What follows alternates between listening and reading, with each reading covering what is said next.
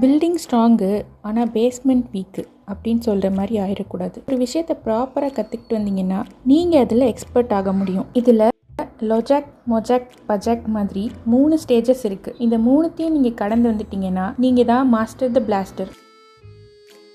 வாங்க வீடியோக்குள்ளே போய் நாம் அதை முழுசாக தெரிஞ்சுக்கலாம். வணக்கம் and welcome to timeless wisdom Tamil channel. Shoe ஹா ரி இது ஒரு ஜாப்பனீஸ் மார்ஷியல் ஆர்ட்ஸ் கான்செப்ட். ஆனாலும் எந்த ஒரு விஷயத்தை மாஸ்டர் பண்ணணுன்னாலும் இந்த 3 ஸ்டேஜஸையும் நாம் கடந்து தான் வரணும். முதல் ஸ்டேஜ் ஷூ. நம்ம டீச்சர் என்ன கற்றுக் கொடுக்குறாங்களோ அதை அப்படியே ஒபே பண்ணி ஃபாலோ பண்ணணும். எந்த ஒரு கேள்வியும் கேட்கக்கூடாது. 2வது ஸ்டேஜ் ஹா. இந்த ஸ்டேஜில் நீங்கள் கொஞ்சம் கொஞ்சமாக ரூல்ஸை பிரேக் பண்ணலாம். இது ஏன் இப்படி இருக்குது, வேறு மாதிரி இருக்கலாமே அப்படின்னு கேள்வி கேட்குற ஸ்டேஜ். 3வது ஸ்டேஜ் ரி. இது வரும்போது நீங்கள் மாஸ்டர் ஆயிடுவீங்க. ஆனால் முக்கால்வாசி பேரால் இந்த ஸ்டேஜை பார்க்கவே முடியாது. இன்னும் சொல்லப்போனால் அவங்க முதல் ஸ்டேஜ்லேயே தாக்கு பிடிக்க முடியாமல் குவிட் பண்ணி போயிடுவாங்க.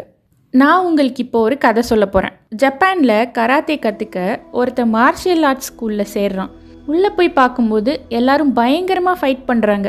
இவனுக்கும் அதெல்லாம் பார்க்கும்போது அடடா நம்மளும் பயங்கரமாக இந்த மாதிரிலாம் செம்மையாக ஃபைட் பண்ண போகிறோம், சீக்கிரம் கற்றுக்கிட்டு பிளாக் பெல்ட் வாங்கிடலாம் அப்படின்னு கனவு கண்டுக்கிட்டு போகிறான். ஆனால் அவனுக்கு மாஸ்டர் பவ் பண்ணுறதையும் காற்றுல பஞ்ச் பண்ணுற பேசிக் மூவ்ஸையும் சொல்லி கொடுத்து அதையே திரும்ப திரும்ப பண்ண வைக்கிறாரு. சில வாரங்கள் ஆச்சு, சில மாதங்கள் ஆச்சு. ஆனால் அவன் திரும்பி திரும்பி அதையே தான் பண்ணிக்கிட்டு இருந்தான். ஒரு நாள் ரொம்ப நொந்து போய் அவன் மாஸ்டர் கிட்ட கேட்குறான், மாஸ்டர் நான் பிளாக் பெல்ட் வாங்கணும், கராத்தேயில் பெரிய ஆளாக வரணும்னு நினச்சி தான் இங்கே வந்தேன். ஆனால் நீங்கள் எனக்கு ரொம்ப பேசிக்கான விஷயத்தை மட்டும் சொல்லி கொடுத்து அதையே இத்தனை மாதமாக செய்ய சொல்லி என் நேரத்தை வீணாக்குறீங்க அப்படின்னு சொல்கிறான். அதுக்கு மாஸ்டர் சிரிச்சுக்கிட்டே, பல மாதமாக நீ பேசிக்ஸை தான் பண்ணிக்கிட்டு இருக்க, அது எனக்கும் தெரியும். ஆனாலும் உன்னோட மூமெண்ட்ஸை இன்னும் நீ டவுட் இல்லாமல் பண்ண ஆரம்பிக்கலை. தண்ணி எப்படி ஃப்ளோ ஆகுதோ அதே மாதிரி நீயும் ஒரு ஃப்ளோவோட செய்யும்போது என்கிட்ட வா அப்படின்னு சொல்லிட்டு அவர் போயிட்டாரு. அதுக்கப்புறம் அந்த ஸ்டூடெண்ட் அவன் மாஸ்டர் சொன்னதை நல்லா புரிஞ்சுக்கிட்டு அவரோட மூவ்ஸ் எப்படி இருக்கோ அதை அப்படியே காப்பி பண்ணி ஃபுல் கான்சென்ட்ரேஷனோட பண்ண ஆரம்பித்தான். அந்த நாளும் வந்தது. அவனும் மாஸ்டரை போய் பார்த்தான். அவனோட ஷூ ஸ்டேஜ் முடிஞ்சுது. இப்போ மாஸ்டர் அவனுக்கு ரியல் ஃபைட்டிங்கை கற்றுக் கொடுத்தார். இப்போ அவனுக்கு டிஸ்டன்ஸ், டைமிங், கண்ட்ரோல் எல்லாமே புரிய ஆரம்பிச்சுது. இப்போ மாஸ்டர் அவனை காப்பி அடிக்க சொல்லலை, ஆங்கிள்ஸ்லாம் மாற்றி பார்க்க ஆரம்பிக்கிறான், மூமெண்ட்ஸை இன்னும் பெட்டர் ஆக்குறான், மற்ற மாஸ்டர்ஸ் எப்படிலாம் ஃபைட் பண்ணுறாங்கன்னெலாம் கற்றுக்கிறான். இந்த ஸ்டேஜ் தான் ஹா.